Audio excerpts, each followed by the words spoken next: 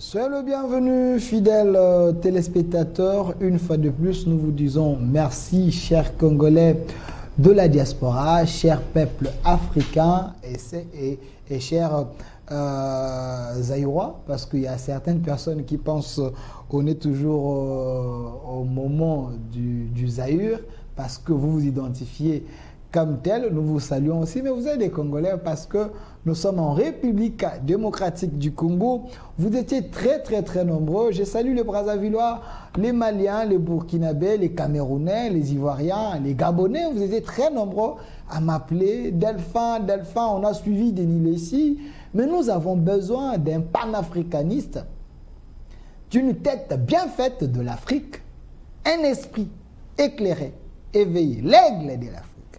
Vous m'avez cité les noms du panafricaniste, M. Norbert Yamba, qui est ici avec nous. Il est aussi au cadre d'un grand parti politique de la République démocratique du Congo, UDPS. Il est, jusqu'aujourd'hui, à moins que je me trompe, il est directeur de cabinet du VEPAM de l'intérieur. On attend la nouvelle équipe, mais je pense que ce ministère a tout intérêt de garder ces grands hommes qui a la vision du Congo, la vision de l'Afrique, l'esprit de la chose.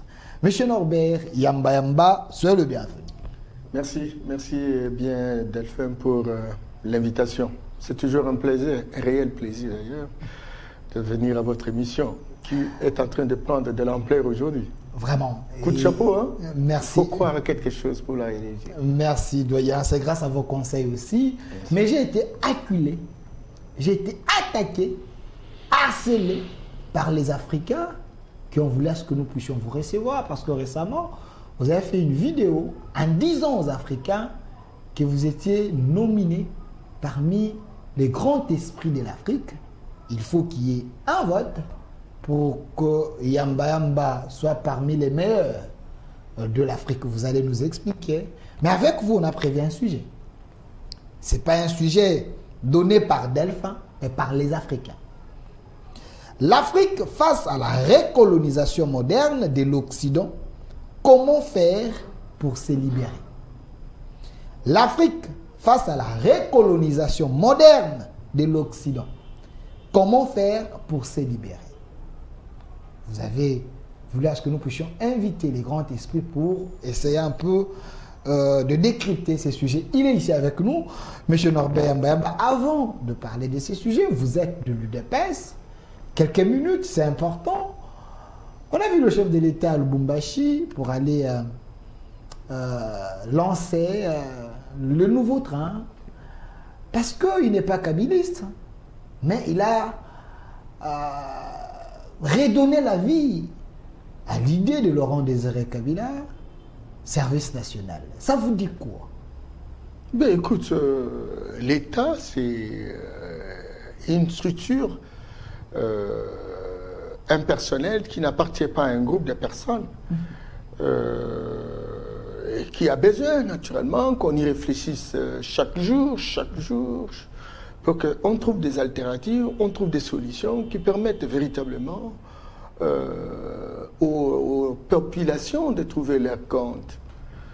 Si à un certain moment, le président Laurent Kabila, qui avait quand même une vision à l'époque, qui a créé un service national pour brasser les Congolais, pour les socialiser, pour les intégrer dans la société, etc., à travers de petits métiers, pour combattre la délinquance juvénile, même sénile, etc. Et donc, c'est une excellente idée qui s'est arrêtée à un moment.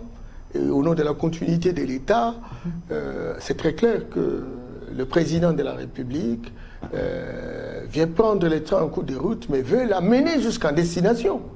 Et donc, sur ce plan-là, il y a des liens communs, il y a une vision commune autour, je sais pas, des infrastructures, de grands travaux qui permettent au pays de pouvoir être oxygéné. Alors, est-ce qu'il faut être kabiliste pour s'occuper de ce que Kabila a fait? Non, il faut pas. C'est ce qui étonne les Congolais en disant que Laurent Désiré Kabila, il avait cette idée mais il est mort. Son fils qui est au pouvoir, Joseph Kabila Kabange, n'a pas relancé Kanyamaka CC, mais plutôt lui avait créé autre chose au Boukangalonzo. Vous, les Tshisekidistes, vous revenez sur l'idée de Laurent Désiré Kabila, donc vous étiez des Kabilistes. Non. Mais Kabila, c'est un fils de ce pays. Il a été président, il n'a pas trop traîné, il avait une vision d'organisation de la société, de répartition de peuple dans leur entité, et la surveillance de la population vis-à-vis de l'action publique. Ça, c'est Laurent Kabila. Il avait une vision autour de l'organisation du peuple dans leur communauté, dans leur entité, etc.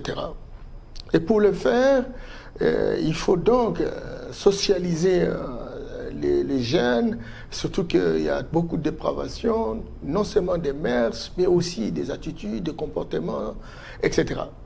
Et là, il fallait un centre de resocialisation, de réintégration. Alors maintenant, il faut donner le métier. Le métier pousse à quelqu'un à être stable, et la stabilité vient essentiellement des revenus dont il tire de ce qu'il fait. Alors maintenant, s'il faut former des maçons, s'il faut former des menuisiers, des charpentiers, des agriculteurs, des éleveurs, je ne pense pas que ce soit essentiellement l'idée d'une personne.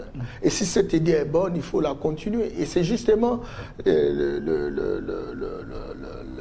la pertinence de service national pour lesquels le président Félix Tshisekedi s'est ballongué des journées, et coup de chapeau également à celui qui l'a responsabilisé, notamment le général Kassongo, qui fait un effort dans le sens de pouvoir promotionner cette approche de responsabilisation, d'autodétermination de tout un peuple. Mais est-ce qu'il faut l'appeler kabiliste? Nous imaginons. Aujourd'hui, le président Tshisekedi, Félix Tshisekedi, est en train de poser des actes, beaucoup d'actes. Vous allez dire que quelqu'un vient réflexionner après lui, les sautes moutons, c'est qu'il devient tshisekidiste. Ah non, mais c'est la continuité de l'État. Mais il faut avoir quelqu'un de grande capacité, quelqu'un qui comprend bien l'essence de l'État pour continuer les œuvres de l'autre. Et peu importe sa couleur politique, peu importe sa race, on a besoin de ce qui est bien fait pour perpétuer l'action de l'État. Loin de moi de vous amener dans des polémiques, mais vous êtes un grand esprit. Quand vous dites qu'il faut avoir quelqu'un qui comprend bien l'essence de l'État, donc son fils qui est au pouvoir, qui avait fait 17 ans, 18 ans, en changeant service national à Boukangalonzo, il n'avait pas compris. Non. Il ne faut pas individualiser les débats. Donc, j'ai pas des Là, on fonctionne à la zaïroise. Vous dites On fonctionne à la zaïroise. Il faut quitter cet écosystème politique de pourriture intrinsèque. Le président Joseph Kabila fut président de la République. Il a assumé ses responsabilités comme tel. Certes, fils de Laurent Kabila, ça c'est évident, mais il endosse ses responsabilités à sa manière. Il a opté pour Boukangalonzo. Aujourd'hui, nous connaissons les conséquences. Non, il ne faut pas trop tirer comme ça. Il ne faut pas trop tirer comme ça. Certainement que Boukangalonzo, d'après l'esprit de ceux qui ont monté cet arsenal, c'était de dire produisons beaucoup. Et ils sont partis de l'expérience. De la proximité avec la ville de Kinshasa. On croyait que si on produisait, on mécanisait l'agriculture, on va produire plus, on va faire des grandes étendues et on aura des grandes productions et on peut alimenter Kinshasa. Voilà. Et c'était une approche, non pas une approche, c'était un centre expérimental. Malheureusement, on n'a pas tenu compte du sol, parce qu'en réalité, Boukangalonzo, cet espace-là, ce fut l'ancienne mer qui s'est séchée et dont la fertilité ne dépasse pas 30 cm sur les sols. Je vous le dis simplement parce que j'ai appris le cours d'agronomie, j'ai appris comment fonctionne l'environnement. Vous pensez qu'il n'y avait pas les études de faisabilité avant de mettre beaucoup de moyens, donc il y avait les amateurs dans ces projets? Non, je ne dis pas des amateurs, c'est fort possible qu'on ait des études de faisabilité, mais vous avez vu le résultat.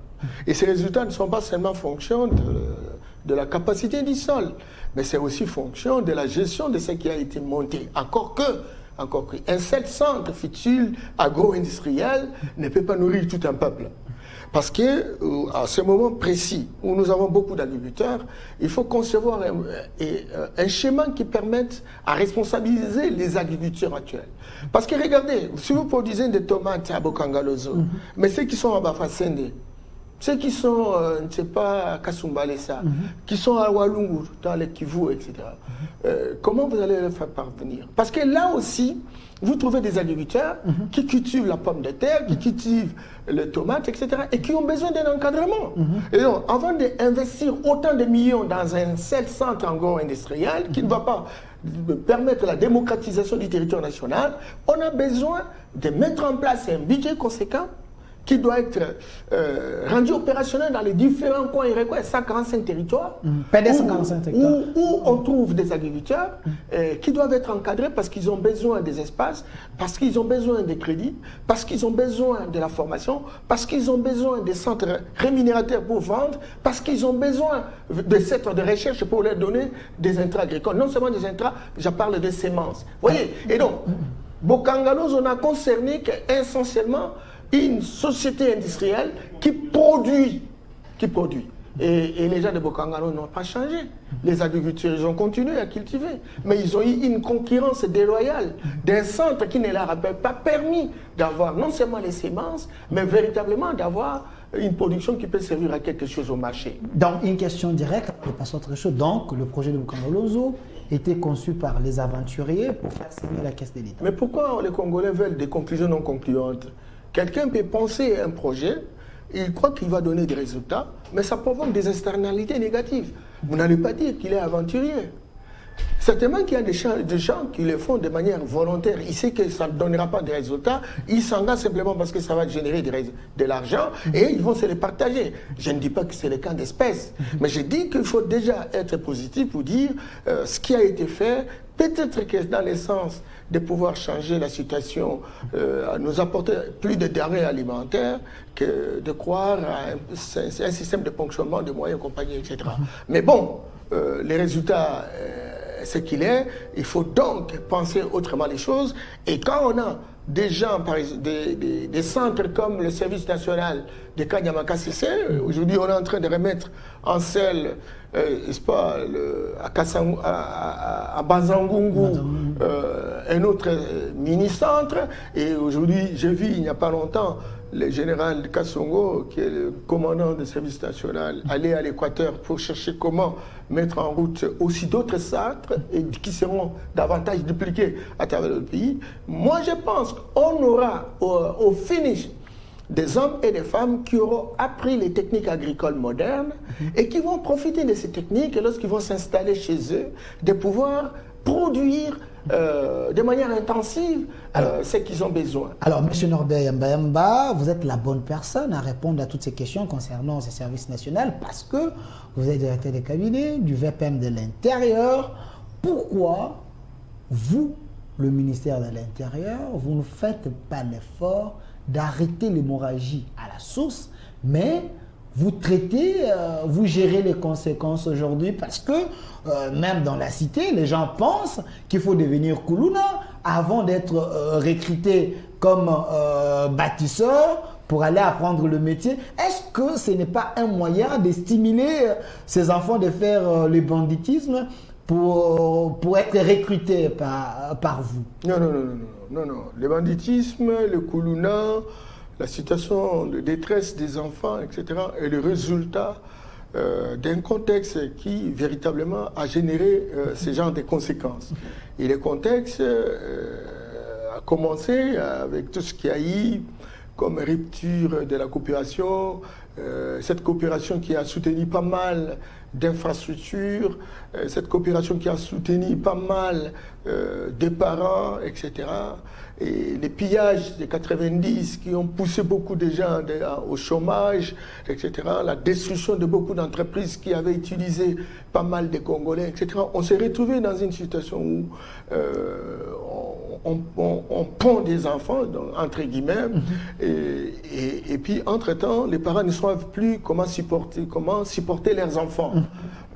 Et ben voilà, les enfants doivent aller dans la rue pour chercher quoi manger. Moi j'ai fait une étude en en 1999, 2000 jusqu'à 2003, j'ai trouvé qu'il y avait à l'époque 22 000 enfants de la rue. Et la moyenne d'âge, c'était 9 ans. Lorsque vous prenez les enfants de 2000 qui avaient 9 ans, parce qu'ils étaient dans la rue, et ce sont des enfants en situation difficile. On les appelait les chégués. On les appelait des chégués, Okay. etc. Donc, 2000, ils ont 9 ans, et après, de 2000 à 2024, 24 ans, plus 9, ça vous fait 33 ans. 33 ans, ça c'est la moyenne. Et alors maintenant, c'est tous ces gens, ces enfants qui deviennent des adultes, des enfants qui n'ont aucune éducation, des enfants qui n'ont eu aucun encadrement, des enfants qui ne sont pas allés à l'école. À l'époque, ceux qui se battaient naturellement pour travailler dans le cadre de l'encadrement de ces enfants sont des ONG. Ces ONG n'ont plus de moyens. Depuis 2008, il y a eu crise financière et la crise financière a poussé véritablement aux partenaires techniques et financiers d'arrêter le financement de ces ONG. Notre gouvernement n'a pas de moyens pour soutenir les ONG. Et tant que ces enfants sont laissés à leur compte, et bon, ils devraient se débrouiller. Et pour se débrouiller, il faut faire la violence. Et la violence devient véritablement une denrée alimentaire. C'est ça la situation. Alors, est-ce que vous allez dire que nous ne sommes pas occupés? Certainement, effectivement, qu'il y a eu une certaine défense, parce que vous avez une certaine raison, parce que, écoutez, il faut des grandes politiques, il faut des grandes décisions gouvernementales, etc. Mais ces décisions-là ne sont pas venues parce que le contexte lui-même était très, très, très difficile. Beaucoup de fonctionnaires à l'époque qui avaient des grands projets à l'intérieur de leur ministère, compagnie, pensaient que l'argent doit venir de l'extérieur. Et que sur place, les gens n'avaient pas la culture de générer des ressources, etc. C'est comme ça que même quand vous arrivez dans des entités territoriales décentralisées, etc., on a tendance à entendre le gouvernement central comme le maître qui attend les devoirs du ciel, etc. Et donc, on s'est trouvé dans cette situation-là. Mais maintenant, là, nous sommes en train de vouloir tenir le taureau par les cornes. Nous disons que voilà, cette situation s'est passée de cette manière-là. Nous avons les conséquences. Nous faisons quoi pour l'avenir? Voilà la question que se pose le président Tshisekedi. Il dit, OK, il faut relancer les centres nationaux. Il faut mettre en place des agences multiformes qui permettent véritablement d'encadrer, de trouver du travail. Il faut mettre en place un fonds de garantie qui permette d'avoir de l'argent pour soutenir les entrepreneurs potentiels. Mais vous n'êtes pas le premier, M. Norbert Mbemba, parce qu'il ne faut pas condamner d'abord les autres, parce que vous êtes au ministère de l'Intérieur, comme directeur des cabinets. Avant vous, il y avait le professeur Emmanuel Chadari, qui était là comme le ministre. Il y avait le professeur Bochab, il y avait M. Mouyège, et aussi ils ont laissé des bases. Et vous êtes venu, et cette situation grippe la nation. Et ce que vous faites semble être un peu minimisable. Aujourd'hui, le clown continue. Il ne faut pas pleurer, mais il faut quand même arrêter l'hémorragie. Mais je ne comprends pas. Vous avez cité une série de professeurs qui ont assumé des responsabilités, etc. Ils ont eu quand même à faire des choses dans ces ministères. Bon, je ne veux pas vous poser de questions parce que c'est pas. J'étais curieux même de savoir qu'est-ce qu'ils ont fait finalement. Parce que les services nationaux, ce n'est pas eux qui l'ont créé. Non, écoutez, on n'entre pas dans la comparaison. Je sais que chacun aura fait ce qu'il aura fait. Parce que je connais Santanyama, qui est un écrivain tanzanien, disait « Nous devons accueillir le monde d'aujourd'hui sans oublier qu'il sera bientôt le monde d'hier et respecter le monde d'hier parce qu'il a représenté à son temps toutes les possibilités humaines. » Je salue tous ces anciens du ministère de l'Intérieur, etc. Mais je salue particulièrement Mouyès Manguez. Okay. Je l'ai découvert dans sa capacité managériale. Non seulement managériale, dans son engagement de voir bouger la République. Okay. Mais il n'avait pas le même pouvoir que les autres, parce que les autres étaient des vice-premiers ministres. Vous parlez de Bochab et de Mova, professeurs Mova et Chadari. Ok. Et ils ont eu plus de moyens que... ce sont des vice-premiers ministres. Okay. Manguez n'était que ministre de l'Intérieur. Okay. Je ne veux vraiment pas comparer, Mais la preuve, c'est qu'il faut aller là-bas pour voir véritablement l'efficacité, l'efficience de l'action de cet homme. Je ne fais pas sa publicité, mais bon, il faut savoir dire ce qui est vrai, même s'ils ne sont pas de notre tendance. Et donc, nous aujourd'hui, nous avons fait une percée spectaculaire. D'abord, la relance du service national. Vous savez combien d'argent? Combien? C'est beaucoup d'argent. Je ne voudrais pas vraiment pas scandaliser les gens, mais en fait, parce que les gens ici ne comprennent pas les bien fondés de toutes choses. On croit que, bon, quand on a versé tel montant dans telle situation, bon, on a versé l'argent pour rien parce qu'on n'a pas donné les gens à manger. Au moment où on doit pouvoir poser des actes pour préparer véritablement que tout un chacun ait la capacité de produire et d'augmenter, n'est-ce pas, les denrées alimentaires sur le marché. Voyez. Et donc, aujourd'hui, sincèrement, nous travaillons dur. Vous voyez comment on est en train d'organiser la police, justement pour qu'il y ait la sécurité, etc. Vous voyez comment on se bat au niveau de l'Est de notre pays. Vous voyez comment on se bat au niveau même de grandes réformes au niveau de la police. Vous voyez comment on se bat pour aller vers beaucoup d'autres partenaires en dehors du budget de la République pour que finalement ces différentes réformes soient rendues opérationnelles et permettent aux uns et aux autres de pouvoir être en branle pour pousser à des résultats. Monsieur Mbemba, les Congolais n'ont pas besoin de ces discours théoriques. Regardez, ils ont besoin des résultats, l'efficacité de votre travail comme ministère de l'Intérieur. Aujourd'hui, il y a certains coins de la République que personne ne peut mettre le pied là-bas. J'ai suivi Lambert Mende qui a dit il a sa ferme à côté de là où il y a des Mobondo. Il ne sait même pas y aller parce qu'il n'y a pas la sécurité. C'est un problème sérieux. Écoutez, cher Delphin, j'aime bien que nous puissions réfléchir un peu. Quand je le salue là où il est, c'est un grand frère, beaucoup de respect pour lui et de considération. Honorable Lambert Mende. Honorable Lambert Mende, il a droit de s'inquiéter parce qu'effectivement, il a une ferme de ce côté-là. Il ne s'est pas se rendre. Il ne s'est pas se rendre. Oui, mais maintenant, le problème, c'est au niveau de la conclusion qu'on doit tirer. Est-ce qu'aujourd'hui, la situation des Koulouna est incontrôlable sur l'ensemble du territoire national? Moi, je dis non. Est-ce qu'aujourd'hui, les Koulouna occupent plusieurs espaces de notre pays à proportion de plus de 50%? Moi, je dis non. Est-ce qu'aujourd'hui, l'insécurité fonctionne dans plus de 5 territoires de notre pays? Moi, je dis non. Voilà. Donc, nous avons au niveau du Nord Kivu, nous avons au niveau du Nord Kivu, il faut citer Rutshuru, Masisi, nous avons dans le Maindombe, Kwamut, où se trouve être la ferme de l'honorable Lambert Mende, et nous avons le côté d'Ituri. C'est que très clairement, lorsqu'on fait les statistiques, sur 145 territoires, il y a 4 territoires touchés. Ok. 4 territoires. Lorsque vous voulez tirer une conclusion statistique, une conclusion statistique, c'est la loi de la majorité statistique. Et on se dit, sur 145, il y a 4 qui ne sont pas habitables.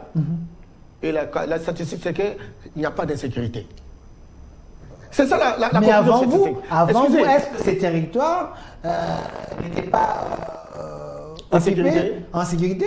Il semble qu'avant vous, on vous avait laissé les pays entiers, donc il y avait l'administration qui fonctionnait, tout était au contrôle, mais sous votre gestion, certains territoires n'est pas... Kwamut aujourd'hui, il y a une évolution positive, et je voudrais signaler à l'honorable Lambert Mende, il peut rejoindre sa ferme. Ah, ok. Je crois qu'aujourd'hui, le calme est revenu. On a déployé les forces armées de la République, on a déployé la police, il y a des agences, les agents de renseignement qui sont très opérationnels, il y a aussi les agents de la DGM, il y a la société civile qui travaille jour et nuit pour veiller, etc. Il y a ce qu'on appelle les comités de sécurité locale qui regroupent à la fois les services de sécurité, la population au travers de certaines ONG spécialisées qui travaillent et qui donnent l'information à temps opportun. Il y a une évolution positive par rapport à la maîtrise de la situation. C'est ainsi que vous voyez la résurgence ou la recrudescence, n'est-ce pas, de de cette insécurité a diminué sensiblement. Nous ne pouvons pas dire que bon, c'est terminé, parce qu'en fait, on a opté pour une guerre non conventionnelle. Et bien, il faut y aller mollo jusqu'à maîtriser toute la situation. Moi, en tout cas, moi-même, sous la houlette du vice-premier ministre, ministre de l'Intérieur, Sécurité, Affaires coutumières, Maître Peter Kazadi, nous avons durement travaillé pour appeler les gens qui étaient à la base de cette insécurité dans les Kwamout.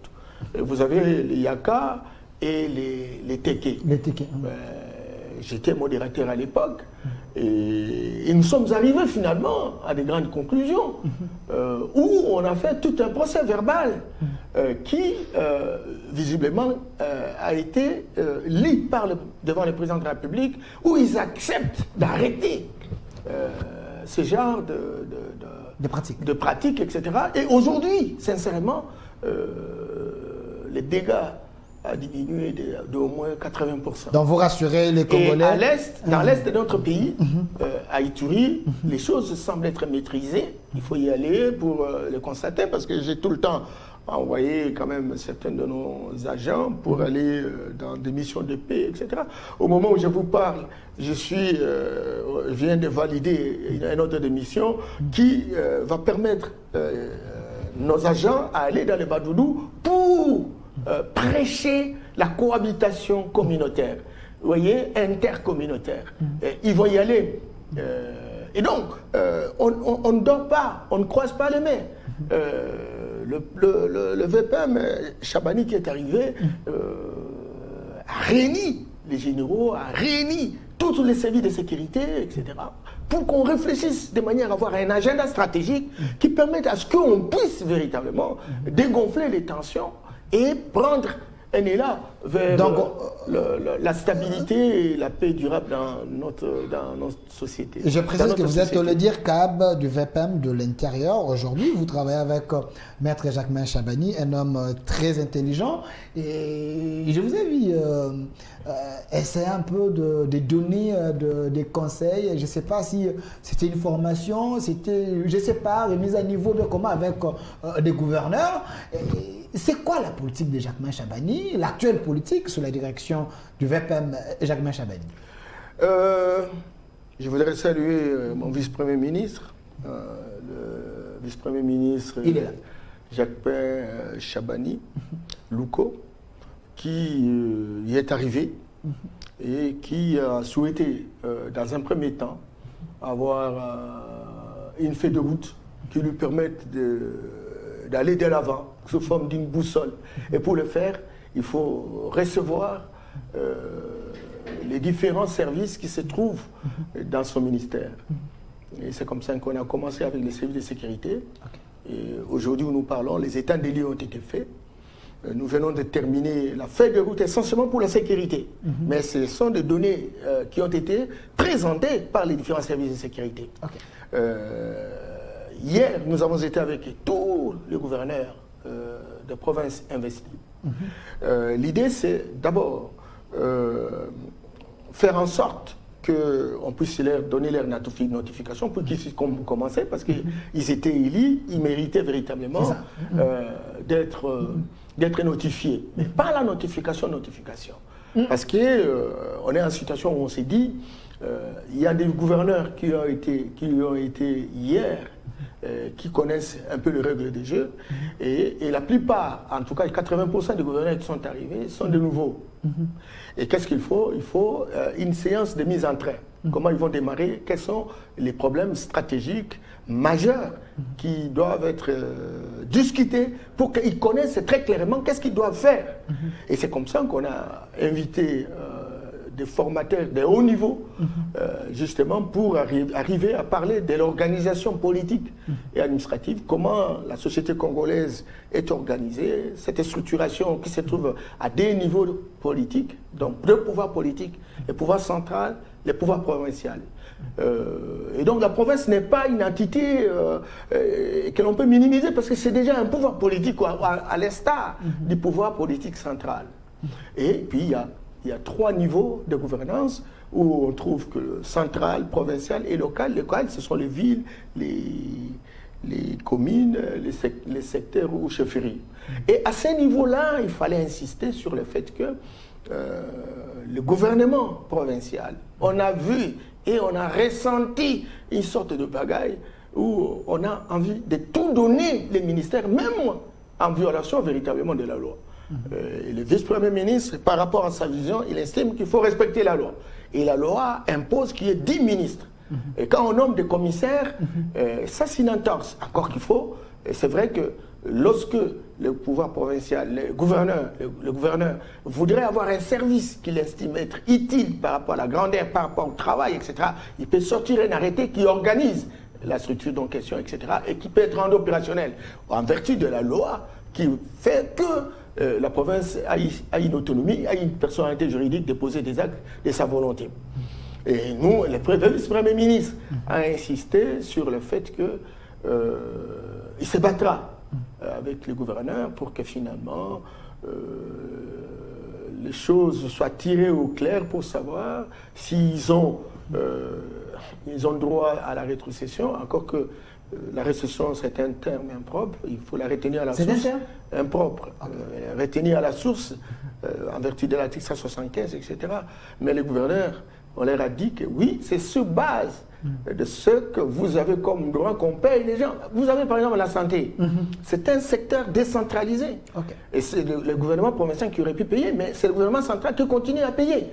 Il faut entendre les normes d'application, ce qu'on appelle les mesures d'application. Moi-même, j'ai piloté une délégation à Matadi, dans le Congo central. On a travaillé, que ce soit les normes d'application pour la santé, les PSP, l'agriculture, le développement rural, etc.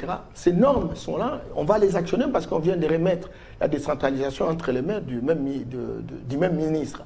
Et donc, on leur a dit que la rétrocession ne peut pas représenter tous les montants que le gouverneur doit utiliser. Il y a ce qu'on appelle les recettes propres. Les recettes propres supposent que dans la nomenclature des taxes, il est prévu des recettes à caractère national, des recettes provinciales, des recettes locales. Ces recettes sont perçues, ces recettes sont mobilisées. Qu'est-ce qu'on en fait? Pourquoi tout le temps dire qu'on attend seulement de Kinshasa? Or, Kinshasa perçoit essentiellement les recettes de la DGDA, au FIDA, les recettes de la DGI, la Direction Générale des Impôts, etc. Ce sont ces recettes... Des GPEC aussi. Oui, des GPEC. Et donc, ce sont ces recettes-là qui sont coordonnées par la DGRAT, et ce sont ces recettes-là que le gouvernement central doit donner 40%. Mais le reste des recettes au niveau provincial, etc., les dons et legs, c'est la province, la capacité de construire une coopération décentralisée, et c'est là l'exposé que j'ai eu à faire, comment faire en sorte qu'à travers la coopération décentralisée, qu'on puisse compléter le budget des provinces qui permettent véritablement de booster le développement. Comment faire en sorte que les provinces aient ce que nous appelons la coopération interprovinciale. Comment pouvez-vous imaginer? Vous êtes dans les grands Kasaï. Et vous avez, il y a eu 3 provinces, l'Omami, Kasaï oriental et le Sankourou. Mais regardez, vous avez la possibilité de quitter le Sankourou, d'aller à l'Omami et atteindre Moujimaï. Mais c'est une même route d'un terrain commun. Pourquoi ils ne peuvent pas réunir les moyens, un budget qui leur permette pour désenclaver? Parce qu'il y aura un échange de biens et de personnes. Écoutez, quand vous voyez cet espace, vous avez non seulement ces provinces-là, mais vous avez le Kasaï central, vous avez les Kasaï. Et vous pouvez prolonger jusqu'au Maniema. Vous prolongez jusqu'à la Tchouapa. Mais ils ont des intérêts communs, ils peuvent désenclaver, ils peuvent faire des échanges commerciaux, etc. Et le vice-premier ministre dit, allez dans ce sens-là. Et vous pouvez trouver des solutions à votre niveau, en attendant que vous puissiez devenir comme des élèves qui entendent les devoirs du maître. Alors, il a insisté sur le fait que qu'on tienne compte également des entités décentralisées qui, en réalité, jusqu'à preuve du contraire, sont des parents pauvres. Pourquoi? Simplement parce que lorsque l'argent arrive à province, et écoutez, généralement, dans une étude que nous avons produite, que nous avons réalisée en 2010, cette étude montrait que ça ne représentait même pas 3% de l'argent libéré de la province vers les entités territoriales décentralisées. Je ne connais pas assez pour l'instant, mais il me semble que la chose s'est davantage dégradée. Alors le vice-premier ministre pense et que pour l'instant, dès lors que vous réclamez l'argent, mais il y a aussi des recettes de taxes et d'intérêts communs au niveau de la province, il faut rétrocéder aux entités territoriales décentralisées. Mais vous devez également aussi avoir des bonnes relations avec les assemblées. L'assemblée provinciale, et c'est au niveau, n'est-ce pas, de la hiérarchie, représente, n'est-ce pas, l'autorité hiérarchique, par exemple, du gouverneur. Mais quand vous parlez d'être en bonne relation avec les assemblées, une manière de les séduire, leur donner des moyens, parce que les gouverneurs ne travaillent pas bien s'il n'est pas leur décennité avec ces gens-là. Et ces députés-là aiment beaucoup l'argent. Tout à fait. Non, mais il y a un problème. Et avoir la même mise dans la voilà. gestion. Et c'est comme ça que nous sommes allés en profondeur, en fait. Les députés aiment l'argent, même si toi, tu es député, là, tu auras besoin de ton salaire. Et qui va payer? Ce n'est pas le gouvernement central à payer les députés provinciaux. Mais ça, c'est fort. Ça. Mais c'était... Écoutez... Mais récemment, on les avait vus ici à la primature. Et c'est justement ça qu'on voudrait recadrer. La province est une entité autonome qui a sa gestion technique, financière, économique, culturelle, politique, etc. Et les organes de la province sont payés par la province. Le gouvernement central, parce que la province, à l'échelle du gouverneur de province, représente le président de la République. Et donc, le gouvernement central donne ce qu'on appelle, n'est-ce pas, le frein de fonctionnement. À la fois au gouvernement provincial et à la fois à l'Assemblée. Mais le salaire de l'Assemblée doit être les recettes mobilisées localement. Et ces recettes, parce que nous sommes dans une approche d'autonomisation. Et donc, il faut réunir cet argent et payer les députés. Alors, si les députés vont rester 5 mois, 10 mois, ne sont pas payés, et donc, ils ont la colère orientée vers le gouvernement central. Le gouverneur, pas le gouvernement central. Le gouverneur des provinces. Et le président, le vice-premier ministre de l'Intérieur, a insisté sur le fait que désormais, on va travailler pour que finalement la Caisse nationale de péréquation puisse booster sa responsabilité. Mais M. Norbert Mbayamba, quelqu'un aux États-Unis m'a dit, est-ce qu'on ne peut pas retourner comme on avait 11 provinces, parce que nous avons 26 provinces, nous avons des provinces mornées, sans budget, et il y a des gouverneurs qui ne savent pas comment faire, parce qu'il y a des provinces où les bailleurs de fonds n'arrivent pas, il n'y a pas d'entreprise, il n'y a pas de courant. Comment vous voulez que la province puisse produire?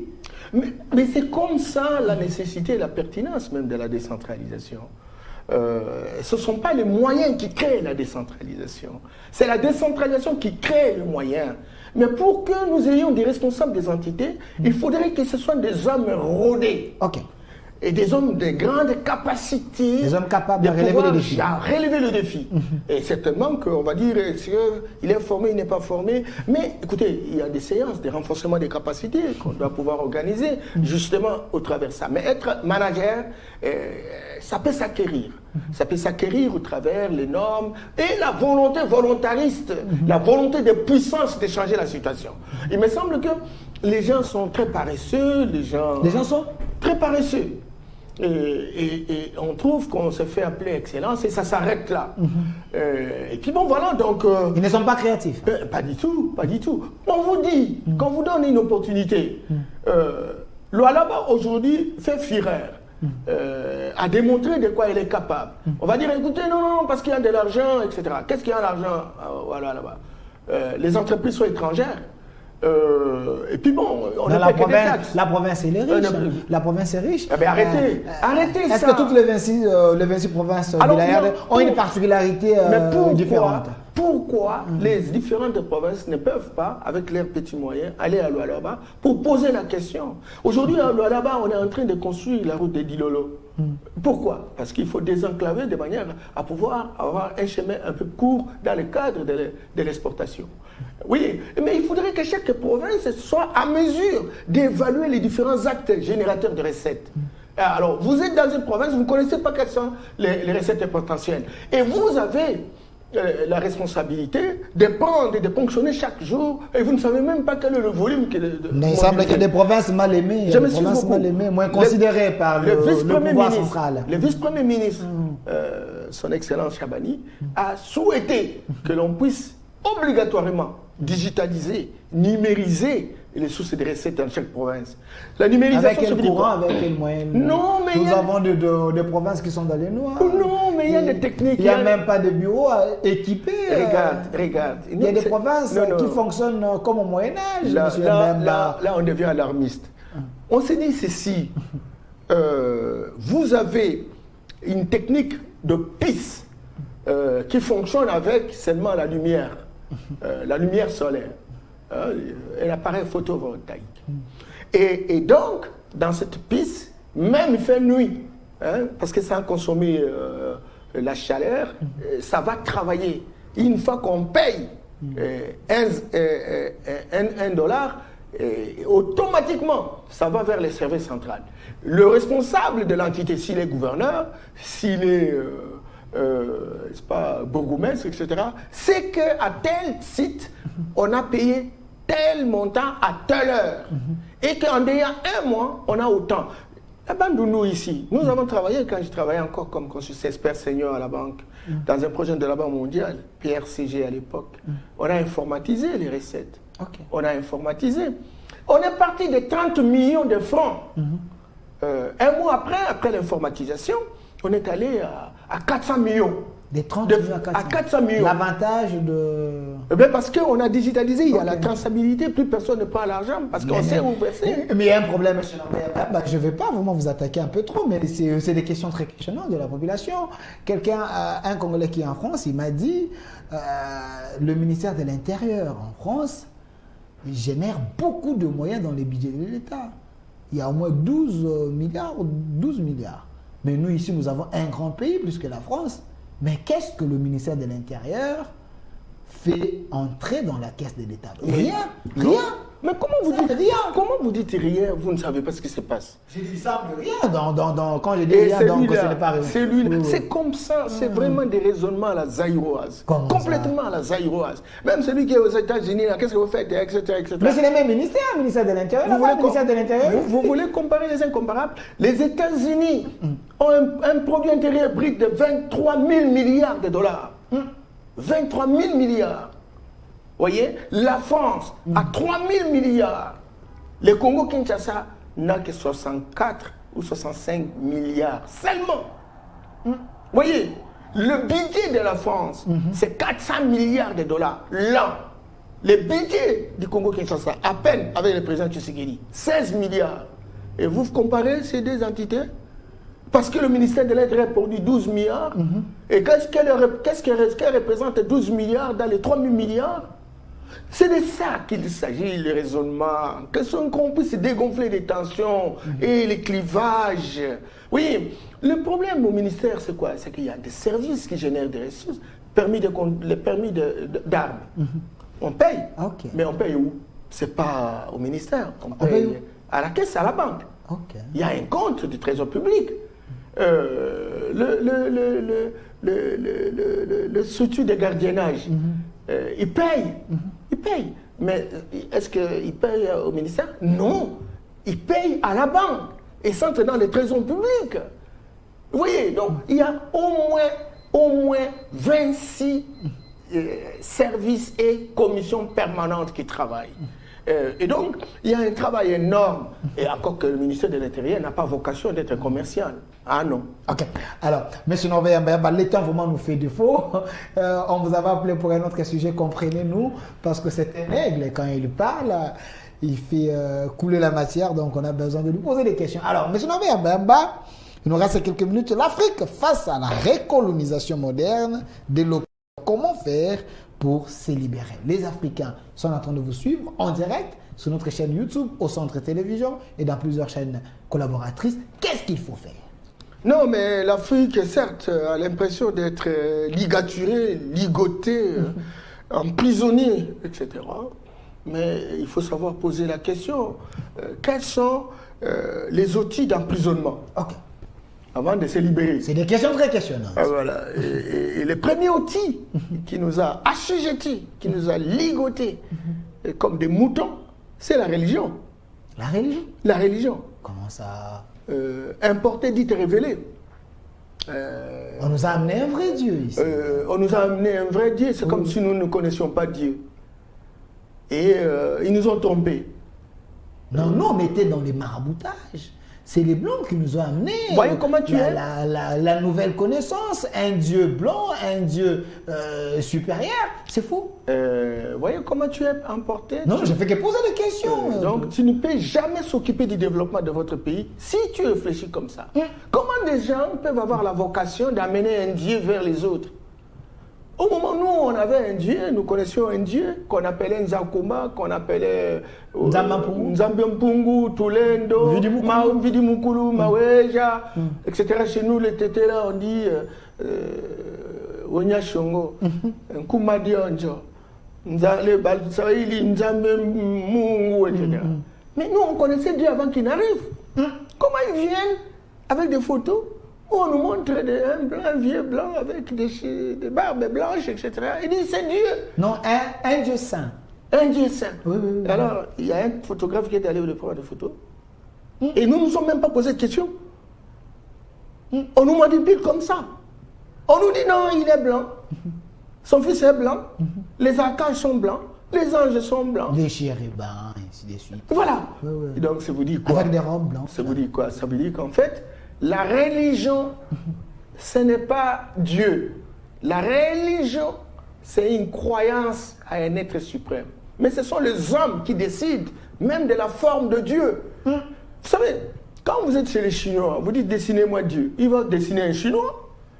Quand vous êtes chez les Arabes, dessinez-moi Dieu. Il va dessiner Allah. Mohamed.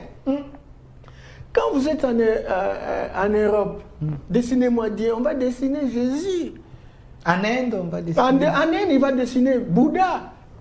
La seule société où quand vous dites dessinez-moi Dieu, il va dessiner le veilleur avec une barbe blanche. Il oublie que nos ancêtres étaient puissants. On avait des ancêtres puissants? Oui. Ici au Congo? Mais quoi? Qu'est-ce que vous croyez? Non, c'était des chefs coutumiers, Les gens sans puissance vous ne savez divine, pas. Sans la révélation de la divinité. Il semble qu'on était les derniers, nous les Africains. Il fallait avoir une autre civilisation plus meilleure que la Oui, nôtre. alors parce que nous étions en train de parler de la libération d'Afrique, vous voyez un peu, avec une génération comme ça, c'est fini, on est foutu à la merde. Nous avons une histoire glorieuse. Le monde existe il y a 300 000 ans. Des millions d'années, ça c'est évident, mais j'ai dit, les êtres humains, nous avons vécu 300 000 ans. Ça qu'aucune autre race ne puisse exister dans le monde. Et la race blanche est venue il y a 40 000 ans. Mais nous avons vécu 300 000 ans. Il y a 35 000 ans, on a découvert les mathématiques chez nous, dans le Kivu, dans le Losombo, au Zimbabwe. Si vous partez à Belgique actuellement, dans le musée des terres virennes, vous allez trouver l'os de Shango, que nos ancêtres travaillaient les mathématiques à l'époque. Et c'est la nouvelle tablette aujourd'hui, ça représente naturellement l'ancêtre, n'est-ce pas, qui a été trouvé chez nous. Et donc, on nous a menti. On nous a menti. Chaque peuple doit avoir ses croyances, chaque peuple doit avoir sa culture, chaque peuple doit avoir son identité. S'il faut avoir des dieux, chaque peuple a son dieu. Vous choquez les sensibilités des jeunes qui vous suivent aujourd'hui, vous dites comme ça, dit. Il y a une énergie qui a créé le monde. Et cette énergie qui s'appelle Dieu a donné à chaque peuple des intermédiaires, des hommes méritants, des hommes parfaits, des hommes qui s'occupent de leur société. Et il a donné un génie à chaque société. Et nous, on a pratiqué notre génie. Parce que 35 siècles avant l'ère chrétienne, nous étions la plus grande puissance politique, la plus grande puissance économique, la plus grande puissance militaire. Nous avons inventé l'écriture, inventé l'astronomie, l'astrophysique, la philosophie, la médecine. Le premier savant qui est réputé le meilleur jusqu'à aujourd'hui. Et c'est Imhotep. Imhotep a été l'enseignant d'Hippocrate. Hippocrate a quitté chez eux en Europe pour venir apprendre en Égypte, ancienne, antique bien entendu, la médecine. Aujourd'hui, c'est le nom d'Hippocrate qui est reconnu comme le père de la médecine moderne. Or, celui qui lui a donné cours, Imhotep, il est resté dans les oubliettes. Vous allez à l'université, on n'apprend pas Imhotep. Voilà. On nous a fait quoi? Donc c'est fait à dessein? C'est un dessin. C'est comme ça que nous avons été bloqués par la religion, nous avons été bloqués par l'éducation, le système éducatif, où on produit des chômeurs de luxe, des chômeurs de luxe, on fabrique des chômeurs de luxe. Le système éducatif africain? Oui. On fabrique les chômeurs de luxe? Oui, mais il nous a mené un système d'éducation. S'il vous plaît, nous avons des diplômes qui sont considérés en Europe. Hein. Quand vous dites... Vous croyez que nous n'avions pas, nos ancêtres n'avaient pas le sens d'éducation? Être éduqué, ça veut dire quoi? C'est être utile dans sa société à partir d'un enseignement que vous avez reçu. Vous voyez notre utilité dans cette... Parce que nous faisons les émissions, on parle français. Qui est capable même de fabriquer une cure-dent ici? Comment allez-vous avoir une chaise si vous n'avez pas de gens qui ont conçu et qui ont produit la chaise? Et quel est ce système d'enseignement que nous avons ici? Si on n'est pas dans la subsistance, on n'imite pas l'Occident. Quelle est la nouvelle formule? Est-ce que vous avez vu des théories aujourd'hui, ici, chez nous, pour sortir de la situation, voilà, orientons-nous dans telle ou telle direction? Combien de fois nous souffrons avec la démocratie depuis tout ce temps que nous avons connu la démocratie? Et qui nous a inventé un système qui est adapté, qui est compatible à la réalité africaine. Donc vous êtes même contre la démocratie en Afrique? Je suis contre la démocratie. J'ai l'impression que vous n'aimez pas le développement de l'Afrique, M. Yamba. Mais écoutez, l'Afrique, ce n'est plus là où il faut voir les empereurs, ainsi de suite, il faut qu'il y ait la rotation. Mais pourquoi vous avez l'esprit moboutiste comme ça? Pourquoi vous acceptez le roi d'Angleterre qui est resté des siècles, une seule personne, une seule famille, et vous dites non, ils sont démocrates, et chez nous, lorsque nous voulons avoir des empereurs, lorsque nous voulons avoir des rois qui représentent la vision de notre société, vous dites non, vous refusez la démocratie, vous refusez le développement. Et depuis que nous avons fait la démocratie, vous avez le développement ici.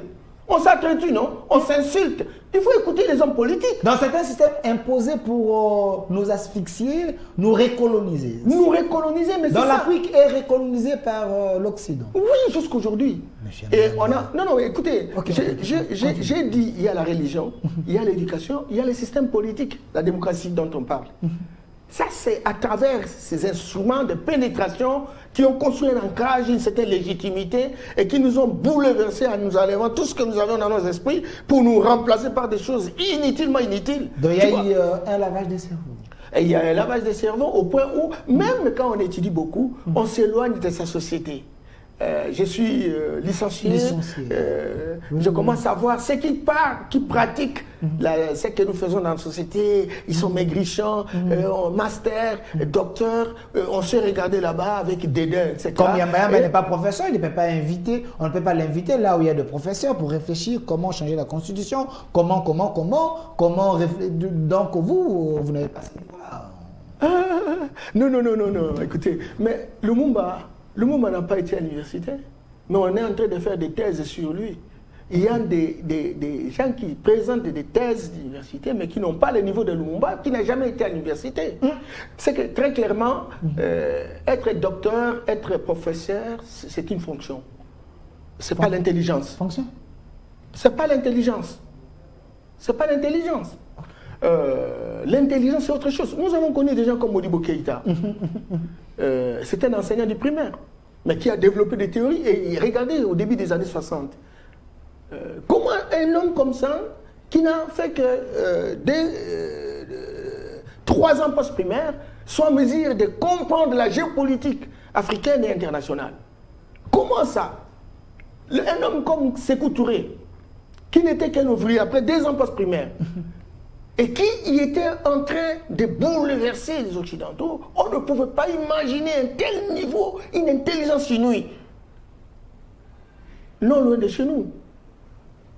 Patrice Lumumba.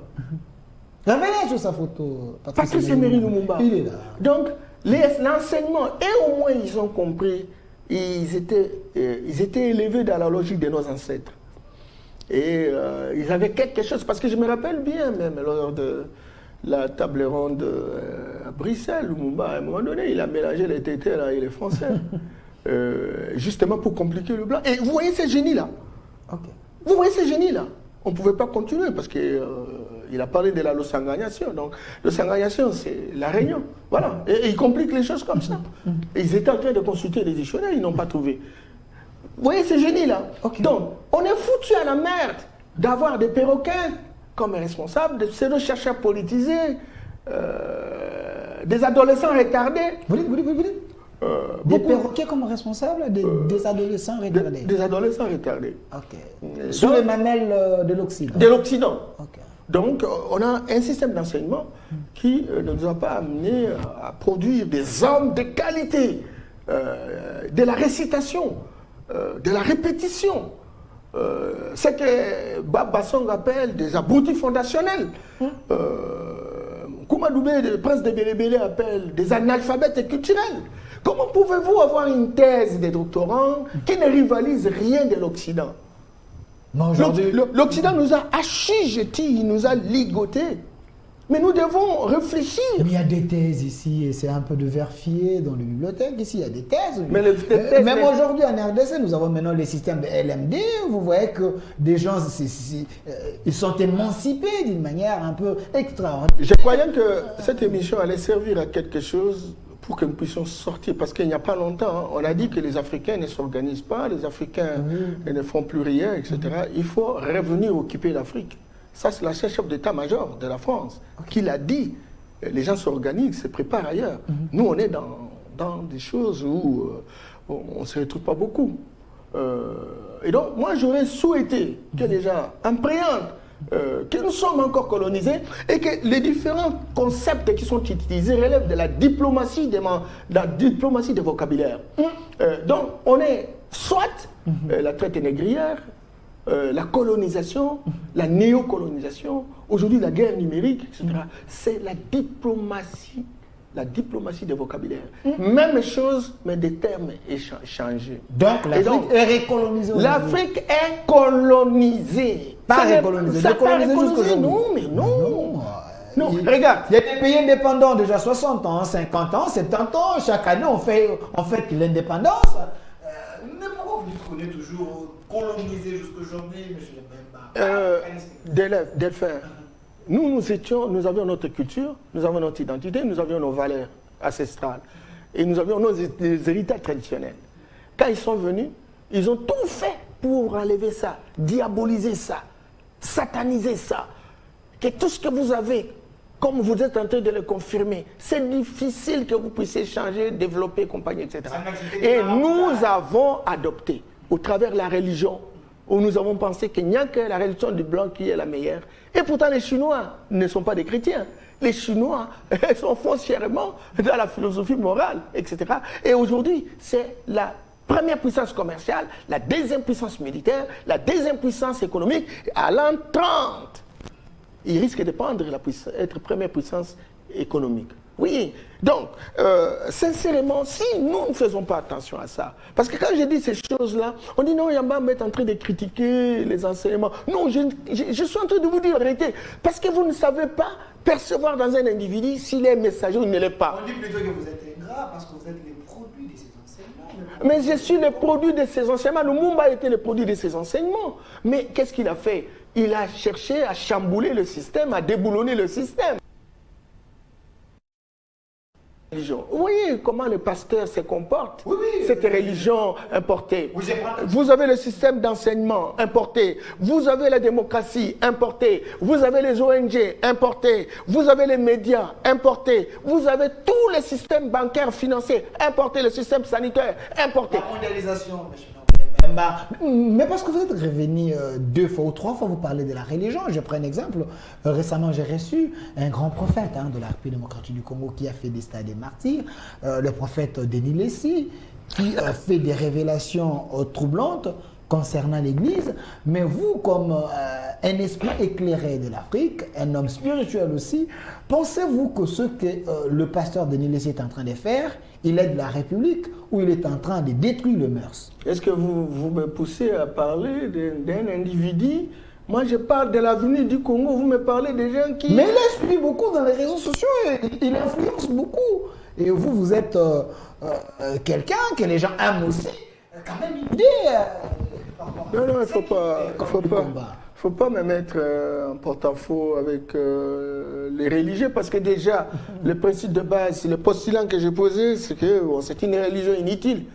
Une religion inutile. Dans tous ces pasteurs, ils sont en train de... Je m'excuse beaucoup, mais je me dis, bon, ils sont combien, les pasteurs? Il y a combien d'églises? Il y a l'RSC, là, une structure avec les Kankens, les Moukouna, tous ces gens-là sont en train de gérer. Et alors qu'est-ce qu'ils ont fait de la République? Ils ont apporté beaucoup. Hein, ils ont apporté quoi? Dans les changements, ils sont en train d'aider le peuple. Pourquoi ils amènent des chaises à l'église? Pourquoi ils utilisent le bikuro fabriqué par les Blancs? Pourquoi ils portent des souliers fabriqués par les Blancs? Pourquoi ils ont la force? Si c'est une inspiration de Dieu, ils ne peuvent pas inoculer ça dans les fidèles qui sont là pour que nous ayons des entrepreneurs qui nous fabriquent des usines, des entrepreneurs qui nous fabriquent des technologies, les universités qui nous donnent des savants, etc. Rien du tout. Ça devient un passe-temps. L'opium du peuple? Eh bien, l'opium, fondamentalement. Regardez comment ils s'insultent entre eux. Regardez comment ils prêchent. Regardez comment ils deviennent riches au détriment véritablement de leurs fidèles. Et je ne comprends pas un peuple. Un peuple qui est vraiment sujeté par des gens qui ont cru qu'ils sont plus malins que les autres. Parce qu'en réalité, dans une situation de détresse, les gens ont tendance à se créer, n'est-ce pas, des opportunités pour finalement ils puissent se tromper les autres, etc. Dis-moi, il y a combien de pasteurs nous avons? Quelqu'un qui a pris, on dit non, je peux faire un miracle. Ok, tu peux faire un miracle. Moi, je suis spécialiste sur cette question des grégores. Les grégores, c'est la densification de l'énergie, que l'on peut être en interaction dynamique et avoir des résultats. C'est ce qu'on appelle généralement les miracles. Oh, mais les miracles, c'est Dieu qui descend dans l'homme et puis il opère les miracles. Comme ce que Denis Lessy fait, comme ce que Moukouna fait, comme ce que Marcelo fait. C'est des miracles authentiques, alors inspirés. Maintenant, au moins nous avons essayé ces miracles plusieurs fois, plusieurs années. Nous avons essayé tout ce que l'Occident nous a donné comme système politique, système économique, système sanitaire. Nous avons essayé les partis politiques. Nous avons essayé les doctrines occidentales, etc. Ce que nous avons pris comme recette, parce qu'ils nous ont amené la recette, la religion, et donc la religion va nous amener au paradis. Or, le paradis se prépare à travers la terre et compagnie, etc. Nous avons tout essayé, il n'y a pas de résultat. Alors maintenant, si effectivement ils ont les séquins de miracles, mais qu'ils amènent ça, qu'on puisse scientifiser ça, qu'on puisse moderniser ça, qu'on puisse théoriser ça, et que ça devienne véritablement des chiens de chasse où nous tirons notre gibier. Il me semble que tel n'est pas le cas. Vous voyez, donc on parle donc vous êtes chaque même jour. contre la religion en Afrique, cette manière de faire. Non, nous avons nos propres religions.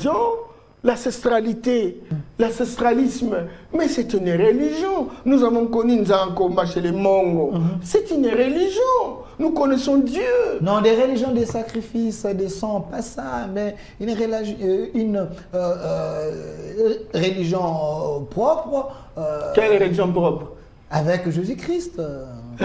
Non, écoutez, dans chaque société, il y a une identité. Et dans chaque enseignement, il y a l'enseignement visible et l'enseignement invisible. Et c'est comme ça que vous arrivez aux États-Unis, à Harvard, la plus grande université, vous trouvez qu'il y a 3 composants dans la formation d'une personne. Il y a la théorie, il y a la pratique et le spirituel. C'est-à-dire que vous terminez la théorie, vous terminez la pratique, mais à un moment donné, on vous soumet à l'initiation. C'est comme ça que vous avez des maçons, des francs-maçons, vous avez des rosicruciens, vous avez des spécialistes de l'ES Club, et compagnie, etc. Ça, ce sont des écoles ésotériques qui sont fondamentalement métaphysiques.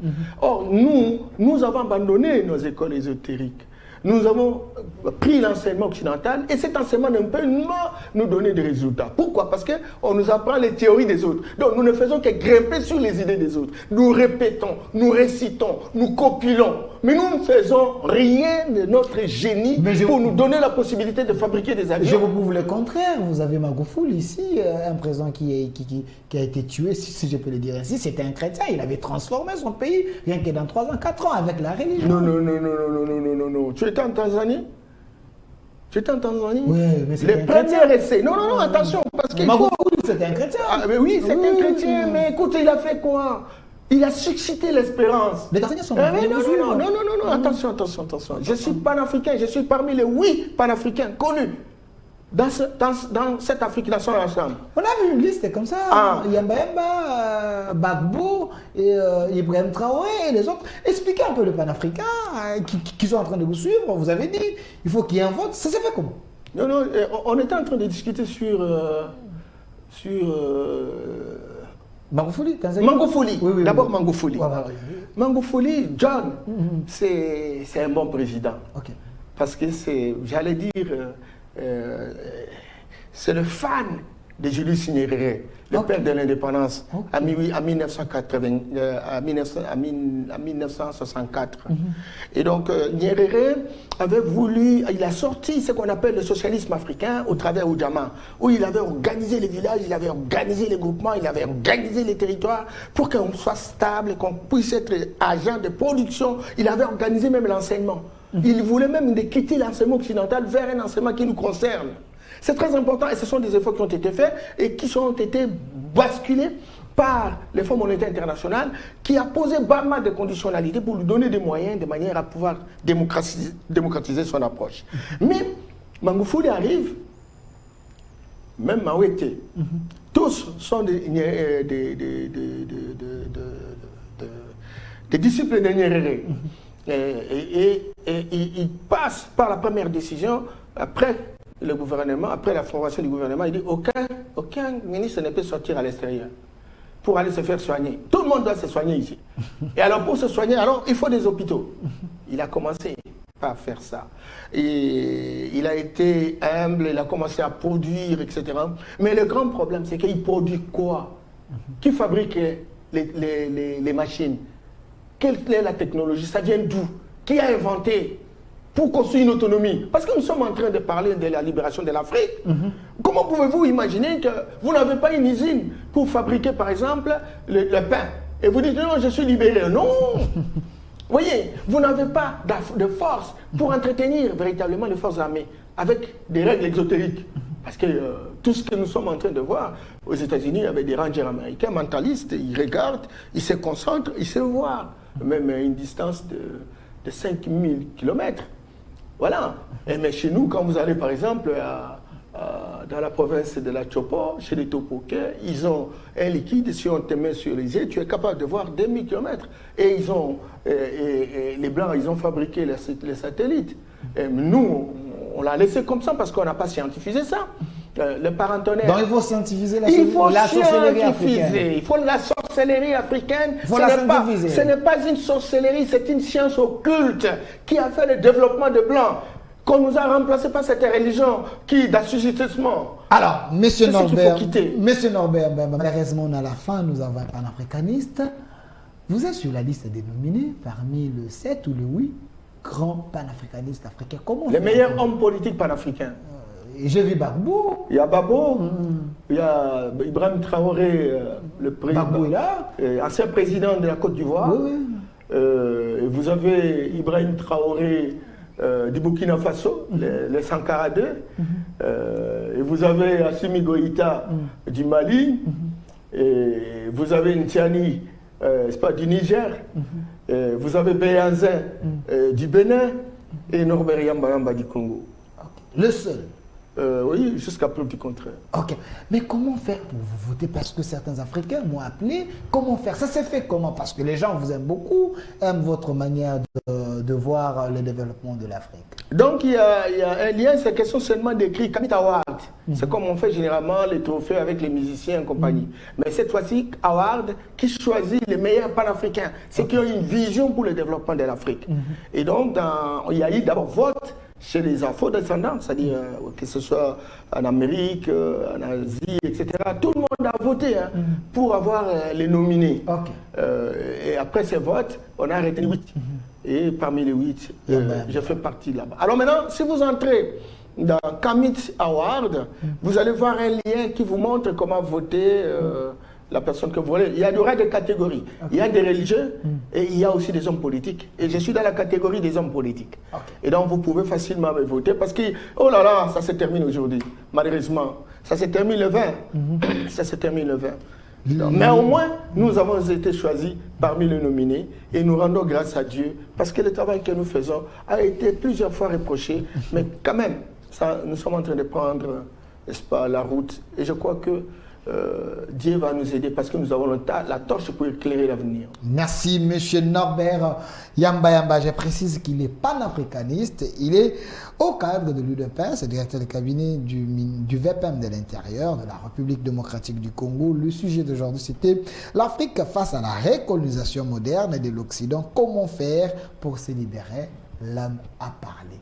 Et je continue toujours à dire, nous avons la chance, nous les Congolais, d'avoir cette personne, ce grand esprit ici avec nous. Il ne faut pas aller chercher des solutions ailleurs. Dans sa tête, il a beaucoup de choses. Venez, puisez. Il faut l'utiliser comme il faut. Je pense que les Congolais, nous pouvons dire que nous avons notre Patrice Emery Lumumba encore vivant. Merci, M. Norbert Yamba, d'avoir répondu à notre invitation. Nous prions pour que ceux qui ont les yeux bandés puissent voir que la solution est en face d'eux. Merci à vous. Restez fidèles à nos programmes. Cette émission sur 10e rue, télévision au centre, c'est aussi en direct sur notre chaîne YouTube. Abonnez-vous massivement. Merci à l'équipe qui m'a réalisé aujourd'hui. M. Jimmy, qui était là, côté réalisation et régie finale, accompagné de Germain, côté YouTube. M. Rachidi, restez fidèles à nos programmes. Et notre RDC est possible. Au revoir.